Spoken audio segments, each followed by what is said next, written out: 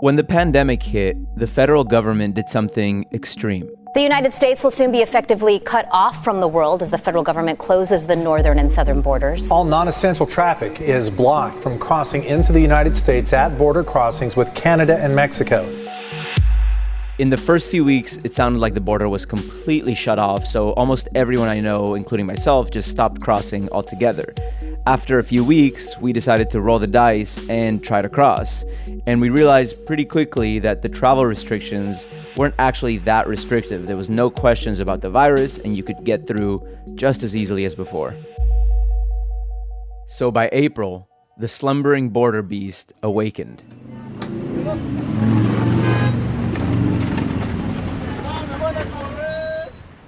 So yeah, the national perception that the border's been effectively sealed shut because of the pandemic, it's just way wrong.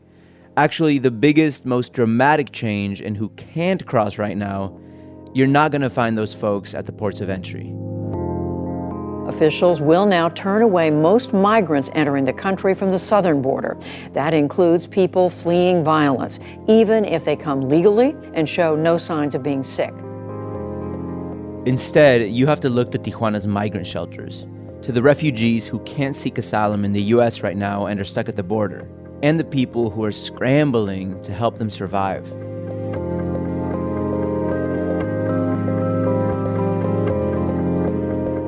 Today, we're talking to two women whose lives at the border have been totally upended by the pandemic. Seguimos aquí, pues no tenemos para dónde darle. ¿Dónde? Sin trabajo, sin dinero. Pues ahora sí que no podemos hacer más nada más que esperar. So I'm in the clinic right now, just getting some medication for a patient. Looks like he has a tooth infection.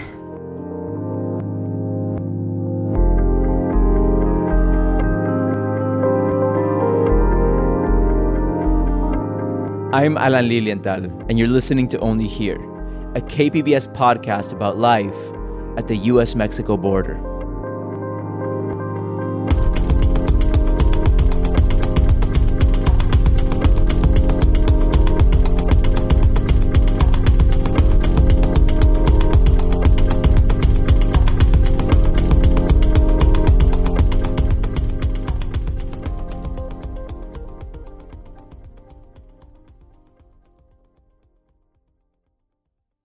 So I was just leaving work here at U.S Medical Center.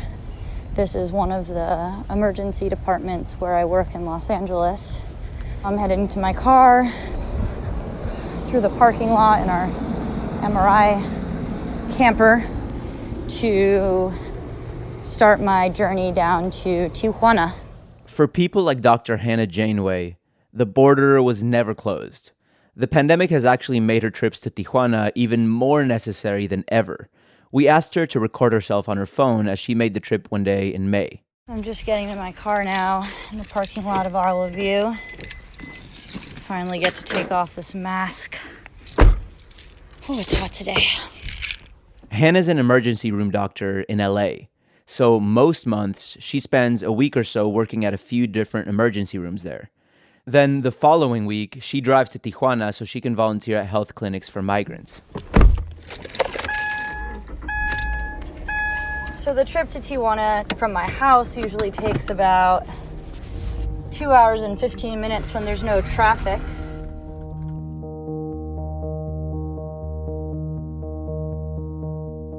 ¿Dónde estás ahorita? Aquí en Tijuana. ¿Y de dónde vienes tú? Vengo del estado de Guerrero. Delia is currently quarantined at a shelter for migrants in Tijuana with her husband, 2 of her daughters, and her grandson. Traigo a mi esposo y 2 hijas y un nieto de 3 años. Toda la familia, los únicos que vivíamos ahí, una familia de 5. Delia says her family left behind their pig farm in Guerrero after her daughter's ex-boyfriend grew increasingly aggressive. For obvious reasons, we can't fact-check Delia's story. We're taking it at face value, but her story is very similar to lots of stories from migrants, and nothing she said gave us doubt. La amenaza con armas, la tiene amenazada, con ustedes que los mata si ella les cuenta o si dice algo. Delia says her daughter was dating a man who was involved with one of the big Mexican drug cartels. We're not using Delia's last name or the name of the shelter where she's staying to protect her from the cartel's reach. Delia says the boyfriend started physically and sexually abusing her daughter. At one point, he threatened to kill her and her whole family. Yo la veía golpeada, ¿qué te pasó? No, me caí, no, pues cualquier cosa me decía, pero yo no le creía. Le preguntaba y nunca me contó nada. Eventually, things got so bad, Delia says her daughter tried to kill herself by overdosing on pills. They got her to the hospital after finding her unconscious. She just barely survived. Dios es grande y la rescatamos, la salvamos de ese intento de quitarse la vida a ella, porque pues para, según ella, salvarnos también a nosotros. Porque si ella decía algo, pues nosotros nos moríamos. Delia sent her daughter to Guadalajara after the suicide attempt. She thought she'd be safe there. But she says the boyfriend found her daughter and forced her to go back to Guerrero with him. That was it. That was the moment they knew they had to flee. Dije, vámonos. Agarro y mi esposo, mi otra hija que estaba trabajando también, nos venimos. Pues le platiqué a mi hija, está casada y ella me apoyó con dinero. The family left in the middle of the night. Delia says they got on a plane to Tijuana and they left so quickly that they had to leave almost everything they owned behind.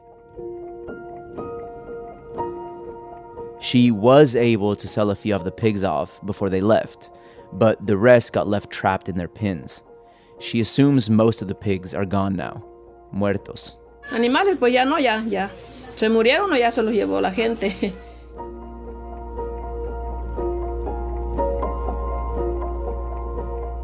When the family arrived in Tijuana, they went straight to the port of entry without having any idea how the asylum process works.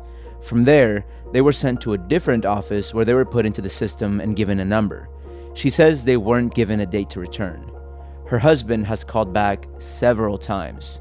Each time, they say they can't give him a return date or any other information right now.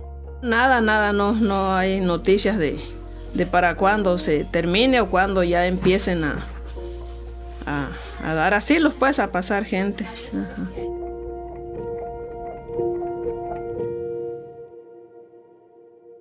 Today, actually, my journey is going to be partially interrupted by a stop in Long Beach where I'm going to be working or helping to volunteer as a street medic for the Black Lives Matter protest.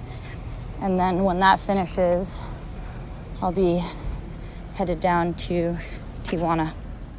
Hannah is in her 30s. Her hair is mostly cut short, but a mop of curls spills down from atop her head. She spent a lot of her college years studying abroad in Latin America, so she speaks perfect Spanish and loves Latin culture.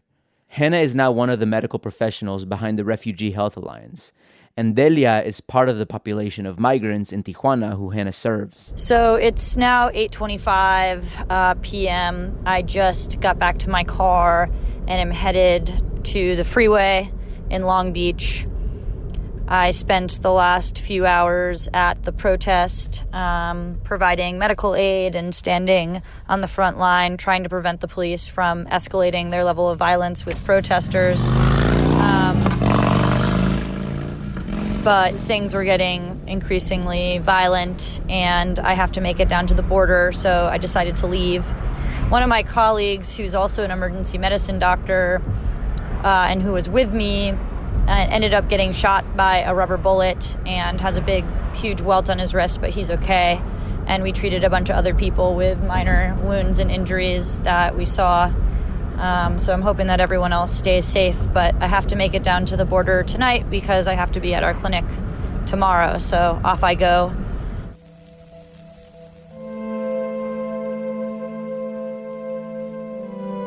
The Refugee Health Alliance is a young nonprofit that sprung up in Tijuana to meet the medical needs of the recent influx of migrants seeking asylum. Over the last few years, lots of people from Central America and elsewhere have been showing up here at the border with dreams of finding safety in the U.S.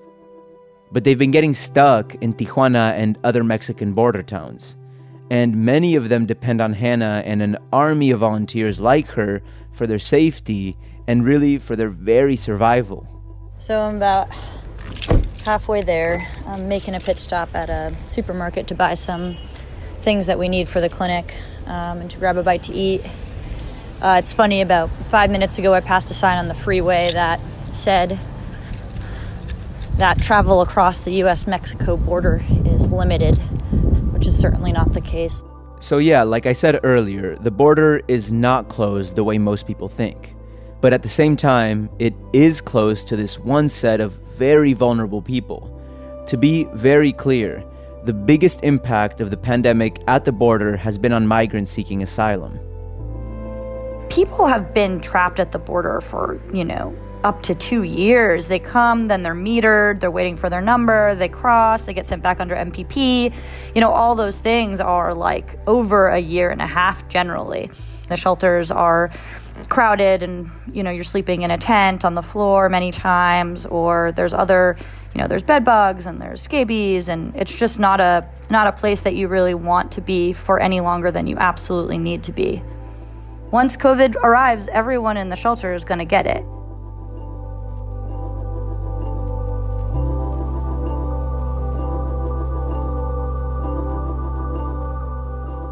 Time for a break. When we come back, Hannah takes us inside the Tijuana clinic that provides healthcare for people like Delia and her family, people stuck in asylum purgatory.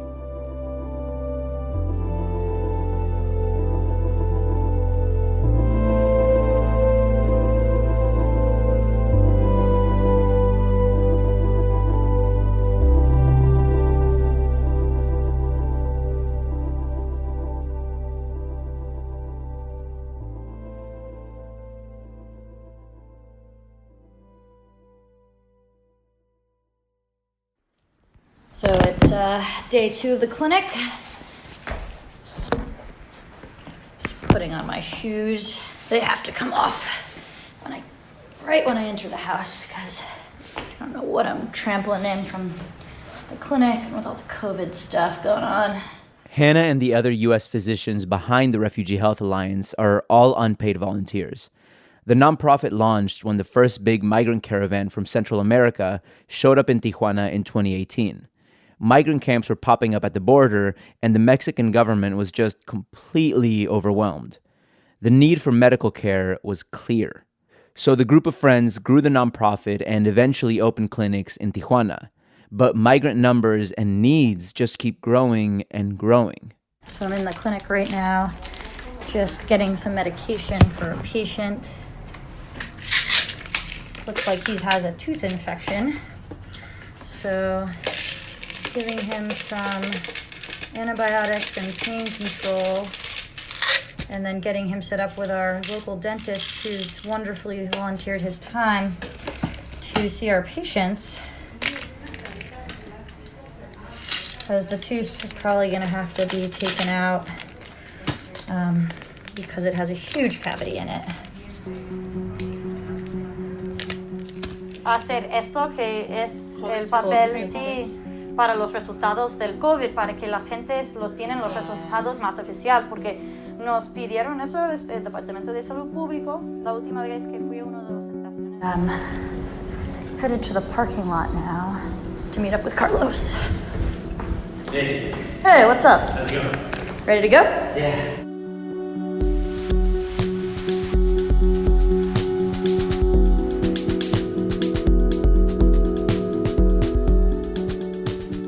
The Trump administration has, over the past 4 years, chipped away at the asylum system, making it harder and harder for anyone to get through it. In the past, if you showed up from another country claiming you feared for your life and the asylum agent believed you, then you had a shot at getting into the U.S. It was a difficult and slow process, but it was a process, and people waited for it to play out while in the U.S. But one huge shift has been the Remain in Mexico program. When that went into place, asylum seekers from Central America were sent back to Mexico to wait for their case to make its way through the system. But then in March, the U.S. started turning back every asylum seeker, regardless of where they came from. Within a few hours of presenting themselves at the border, almost every migrant is now being sent back to Mexico. The Department of Homeland Security said the new protocol is an effort to stop the spread of the coronavirus. Then in June, the Trump administration proposed even more changes to the system. The changes include a slew of obstacles that would make it even more difficult for anyone to get asylum. Also, the Supreme Court just dealt asylum seekers a harsh blow. The Supreme Court has ruled the Trump administration can deport some people seeking asylum without allowing them to come before a federal judge to make their case. All those recent changes have effectively ended asylum in the U.S., and no one is sure when or if the system will open back up. So now, with thousands of migrants stuck in limbo at the border, the web of nonprofits that serve them are just totally scrambling. The NGOs that have historically focused on things like healthcare or legal help, they've been forced to pivot. Since right now there's no real asylum system to navigate, lots of these nonprofits are instead providing food, clothes, and other emergency humanitarian relief, doing everything they can to help meet people's most basic needs. Hannah's clinic has even started serving food because patients were showing up hungry. There's a huge community always in Tijuana of refugees and migrants and deportees who had apartments but were just barely making it.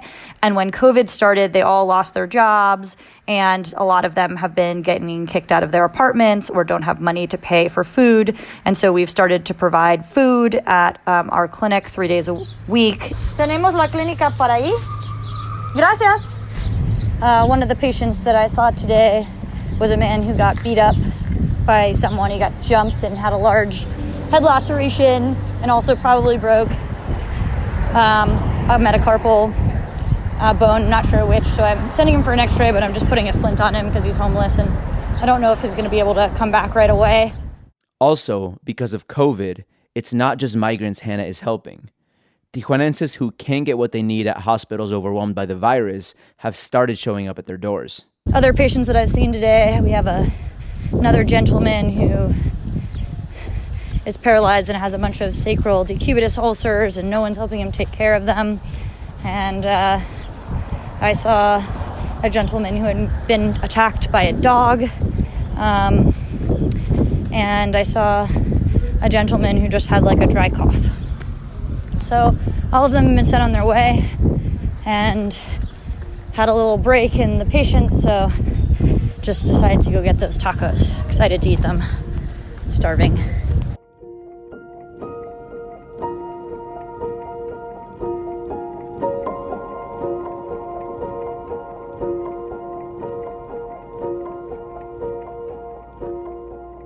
Vivimos aquí día a día con el temor de que caigan aquí, pues ahora si se la llevan a ella y a nosotros, pues nos matan.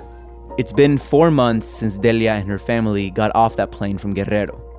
Right now, the family's trying to find someone to help them sell the ranch so they can at least have some more money to keep feeding the family. Delia is hopeful that once the pandemic problems slow down, the asylum system will open back up. But she says the weight of the uncertainty is a lot to carry. Y pues aquí dijo con la esperanza de esperar a ver si, pero ya pasó eso de la pandemia y pues ya estamos estresados, pues gracias a Dios aquí tenemos un techo, comida, pero igual estamos aislados pues y con el temor siempre. Delia says going home is out of the question. It's just too dangerous. And even here in Tijuana, she says she fears for her family's safety. She knows the cartel's reach, and she thinks it's only a matter of time before her daughter's ex-boyfriend tracks them down. Nuestra intención sí es siempre cruzar para allá porque pues está más difícil de que nos causen daño esas personas. Y aquí pues sería ahora sí que estar siempre viviendo con ese miedo. Delia says getting into the U.S. is their only hope, the only way to keep her family safe. I feel like that's the only thing they can have right now, you know? I mean, what else are they to do other than have hope that the border will reopen? I mean, many of them cannot go back to where they came from. The vast majority have serious threats to their lives. Even in Tijuana have serious threats to their lives given the cooperation between cartels in different areas of Central America. And so, you know, they can't go back. And so, you know, I think the only thing that they can really hope for is that the asylum process will get opened up again.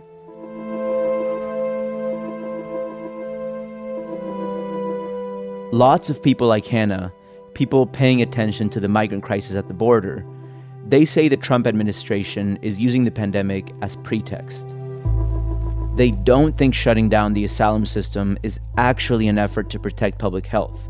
Instead, they say the president has always wanted to close the door to people from outside the US, and that the pandemic has finally given him an excuse to shut that door.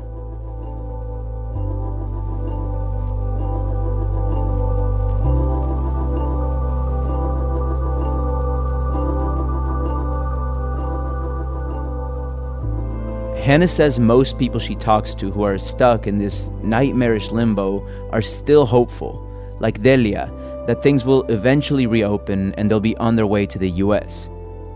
But in the meantime, many of the migrants will have to continue depending on people like Hannah and the rest of the volunteers in Tijuana.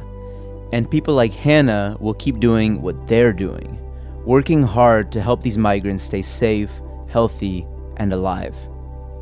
For the last few weeks, we've been able to house sit, or more likely, a wonderful person in San Diego donated her apartment to us. So instead of living kind of in the middle of the city where I normally live, she actually let us stay in her apartment right on the water. People are surfing out there. It's pretty beautiful. It's really nice, I have to say, after like a long day of work, to come home and see something like that. Privilege that I don't normally get. Now it's just to do some more work, finish up a few things from clinic, and have a whole nother day ahead of us.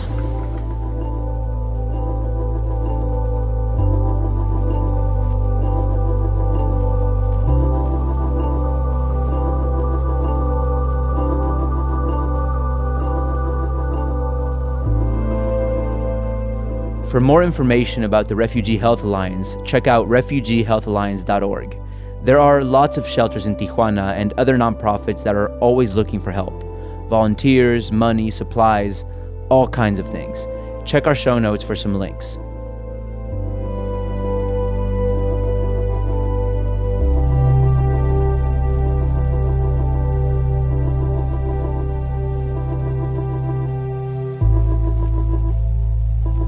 Only Here is produced by Kinsey Moreland.